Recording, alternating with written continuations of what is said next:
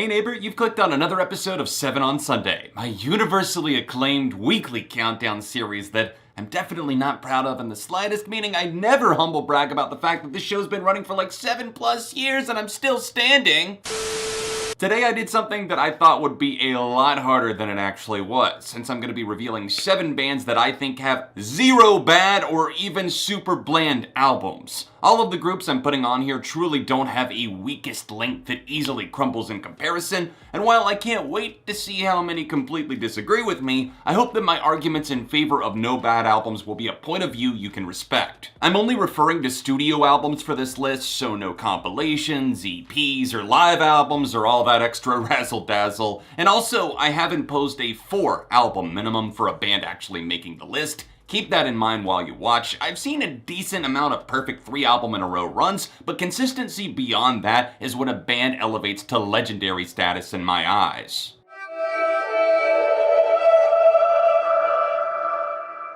The New Jersey rock, pop, punk, and post-hardcore band My Chemical Romance without a doubt never even came close to dropping a bad record. One of the most respectable facets of their existence was their ability to morph colors like a chameleon without ever losing their flamethrower personality. They only released 4 albums in their initial run, starting with their raw, punchy debut I Brought You My Bullets, You Brought Me Your Love in 2002. The songwriting was top-notch right out of the gate with a bizarre blend of screams and emotional tension, often let off the hook with rampaging guitar and drum showdowns that continue to dominate decades later. They quickly followed up the fanfare they'd attracted by inking a deal with Reprise Records and crafting one of the best albums of the 2000s, and really of all time if you ask me. It clocks in at a tight 39 minutes, switches from song to song with more energy than a Zumba workout instructor, and flies off the handle at all the right times with more iconic songs and videos than you can count on one hand. My Chem cemented their everlasting legacy in 2006 with The Black Parade, a universally adored album that, as many of you know, is my favorite album of all time. The guitar work on this record from Ray Toro and Frank Iero is seriously jaw-dropping good, and the drumming from Bob Breyer might not be as punky as Matt Pellicer before him, but it's a good change of pace that helped continue their evolution. Danger Days might be the only slightly controversial record in their canon, but you bet your ass I'm gonna go to the plate swinging for the fences in its defense. Cutting loose and having fun in the wild, futuristic desert of California isn't a sin, not when it sounds like this much fun. It starts with a toe tap, then a sing-along, then a full-on embrace of their new sound.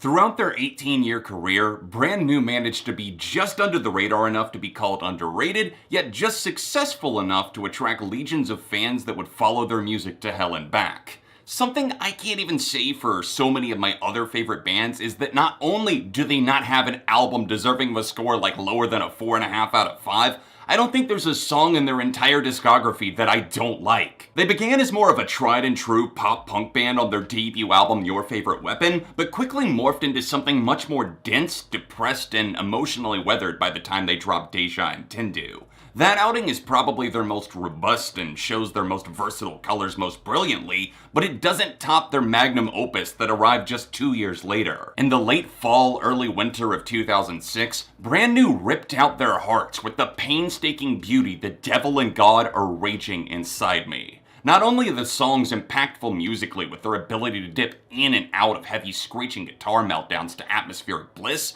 Jesse Lacey and Vincent Accardi teamed up to write an album that's nothing short of next level. Their final 2 records came nearly a decade apart, with the menacing throttled Daisy in 2009 and my album of the decade for the 2010s, Science Fiction, landing in 2017. You couldn't ask for a better goodbye than Science Fiction. The record is flawless no matter what angle I approach it from. It's cathartic, tense, agitated, and unwavering in its strong delivery over the course of an hour. Brand New always remained true to themselves while always finding new ways to innovate and express, which is why I don't ever see them not being one of my go-tos with the discography this complete.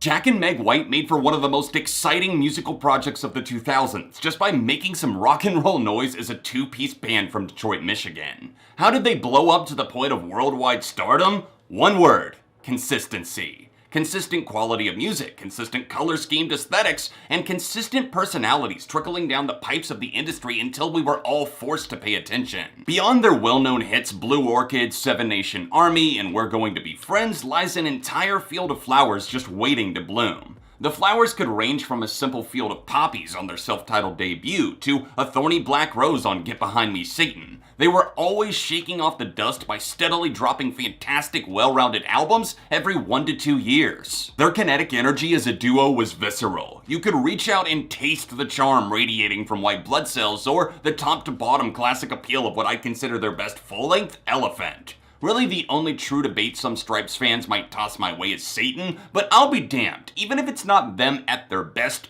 the way they implemented instruments like the mellotron and turned slower corners down more brooding hallways still feels engaging to me. The White Stripes said "C'est la vie" and disappeared under the Great White Northern Lights in 2011. And at the time I was absolutely gutted, but I understand it now more, as they likely couldn't have kept up the pace forever, both in terms of quality and with Meg's anxiety making her feel uncomfortable with constant touring. Be glad that they left on the high mark of Icky Thump and keep their memory alive by letting those 6 immaculate records spin again and again and again.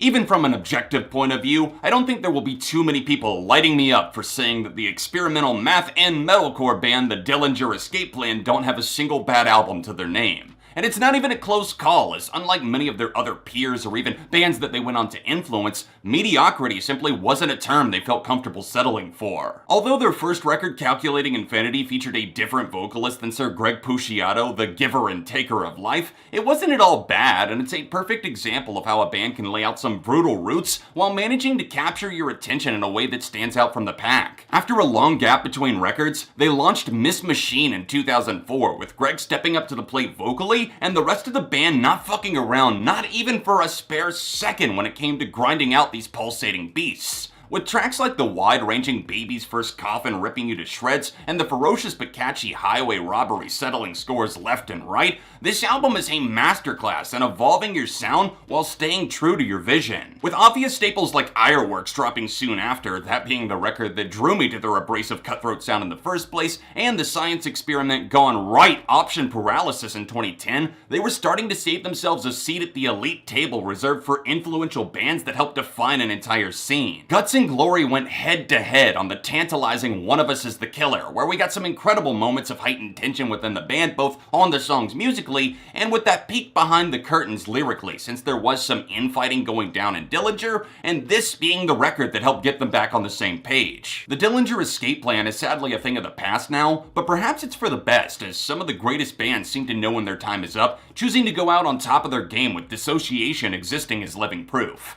Find me the bad apple in this 6-album bunch and I'll gladly eat it alongside my own words, but even throwing my personal bias towards loving them out the window, I truly don't think it's there.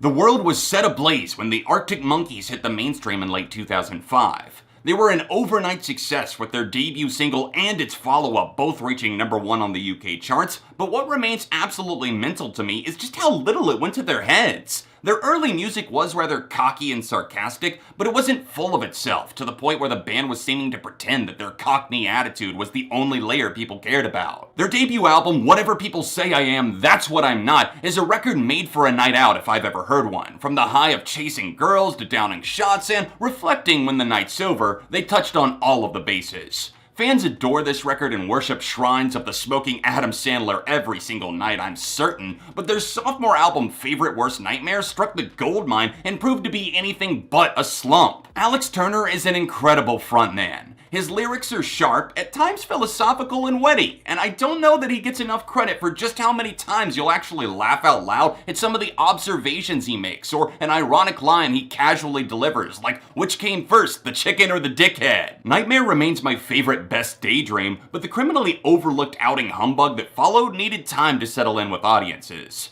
Taking on more of a stoner rock desert alternative feeling was a sleek move worn well by the Monkees, taking cues from their producer Josh Homme, who quite literally invited them out to the desert to record. Some of their most underrated diamonds found a home here, and while we're all entitled to our own opinions, you're insane if you don't think this is one of their best. Admittedly, Suck It and See is the album that I deem the least interesting, but that's not to say that it's anywhere even close to mediocre, since that's just a made-up word that doesn't exist in the mind of Alex Turner. I feel like I'm mentioning Alex a lot, so let me share the love and note that I absolutely love the other three members of this band. They're so goddamn versatile it hurts, and when they're firing on all cylinders, it's best to just step the fuck out of their way before you get trampled by talent. AM released in 2013 and is their most known album worldwide, with songs like Are You Mine and Do I Wanna Know making waves in countries that were probably thinking, who the fuck are the Arctic Monkeys? They're magic in a bottle, of course, as many came to find after discovering such an important record, only to be thrown for a complete loop after their lengthy hiatus that resulted in a more chamber rock odyssey Tranquility Base Hotel and Casino. Time has been nothing but kind to album 6, and I wish more people would give it the time it deserves to grow on you. I actually really enjoyed it right out of the gate, and while it's flawed, I mean, you wouldn't chug a bottle of fine wine all at once and walk away, would you? No, you'd sip it, swirl it around, and allow your taste buds to open up, and hopefully with that analogy, I've convinced at least a few of you out there to give this oddball change of pace another go, so that you realize that they don't have a bad album in sight.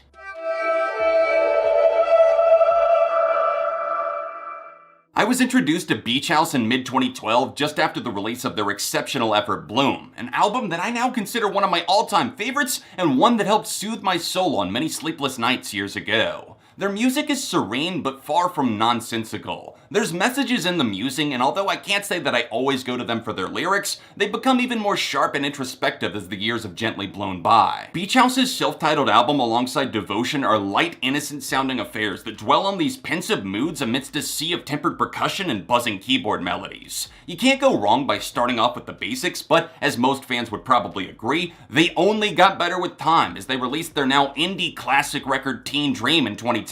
There's too many precious gems to even list on that masterpiece, but I will add that hearing Silver Soul sampled in rapper Kendrick Lamar's Money Trees in 2012 is actually what convinced me to dive deeper into Beach House's discography. It's seriously one of the best uses of a sample I have ever heard, and speaking of that, I still want Schoolboy Q to drop a remix freestyling over the beat to Lemon Glow. Y'all know that would be fire! After that pair of classic records in Teen Dream and Bloom, we were treated to, well, another pair of records, although this time they were both released in the same year. 2015 saw the expected release of Depression Cherry, an aptly titled mood ring that decodes slowly the more time you spend with it, in addition to the jaw-dropping surprise gift of Album 6, Thank Your Lucky Stars. 7 is their most recent release at the time of recording, dropping in 2018 and really wowing with its cleaner, more polished production and eye-opening personal revelations on some of the more unforgettable cuts such as the eerie Black Car, energetic Dark Spring, the very personal Drunken LA, and the sly offering Lose Your Smile. Beach House have proven that they don't release an album unless they have something to say, a new sound to offer, or a moment of bliss they felt the need to capture. They've become one of my favorite modern bands not just because of my love for dream pop, but because of their willingness to bend without breaking.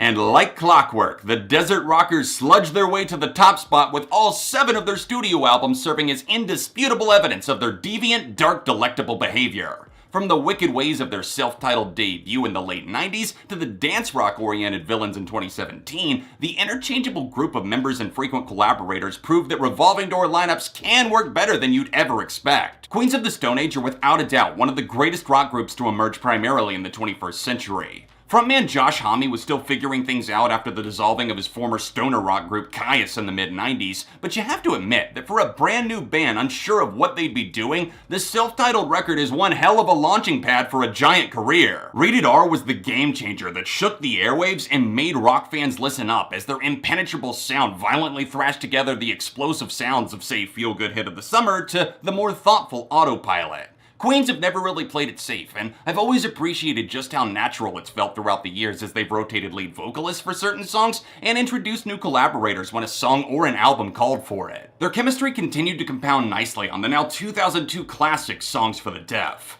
The loose concept of a drive through the desert, complemented by changing radio stations between songs as the joyride continued, was a stroke of genius. It builds and expands and never fails to deliver the goods on a blend of madness and catchy cocktails that remain on the brain decades later. Some Queens fans mark their next outing Lullabies to Paralyze as not quite up to par in terms of quality, but forgiving my bias considering this was my introduction to the band thanks to mind-blowing singles like Burn the Witch and Little Sister, the band continued to smother the competition with a dark, weary journey that features some incredible guitar and drum work and some of Josh Homme's best lyrical exorcisms to date. Era Vulgaris, however, is widely considered to be their worst album, although when you're a band as fucking glorious as Queens of the Stone Age, even your worst album is still better than a lot of bands at their best. They bounce back after years of personal struggles with the demon slaying Like Clockwork, a very balanced calculation that never falters in its delivery despite the variety of tempos and genres represented. Finally, we arrive at Villains, a parable that shows that working with producers outside of your comfort zone can indeed avoid disaster and be something that really brings out the best in everyone involved.